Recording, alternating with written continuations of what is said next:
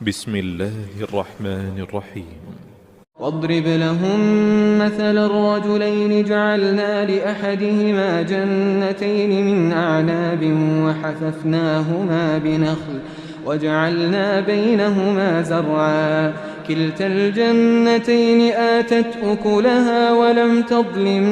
منه شيئا وفجرنا خلالهما نهرا وكان له ثمر فقال لصاحبه وهو يحاوره أنا أكثر منك مالا وأعز نفرا ودخل جنته وهو ظالم لنفسه قال ما أظن أن تبيد هذه أبدا وما أظن الساعة قائمة ولئن رددت إلى ربي لأجدن خيرا منها منقلبا قال له صاحبه وهو يحاوره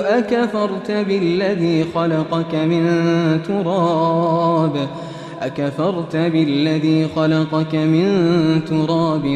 ثم من نطفة ثم سواك رجلا لكن هو الله ربي ولا أشرك بربي أحدا ولولا إذ دخلت جنتك قلت ما شاء الله لا قوة إلا بالله إن ترني أنا أقل منك مالا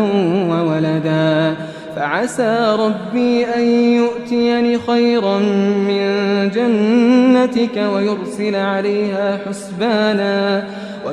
عليها حسبانا من السماء فتصبح صعيدا زلقا أو يصبح ماؤها غورا فلن تستطيع له طلبا وأحيط بثمره فأصبح يقلب كفيه على ما أنفق فيها وهي خاوية على عروشها ويقول يا ليتني لم أشرك بربي أحدا ولم تكن له فئة ينصرونه من دون الله وما كان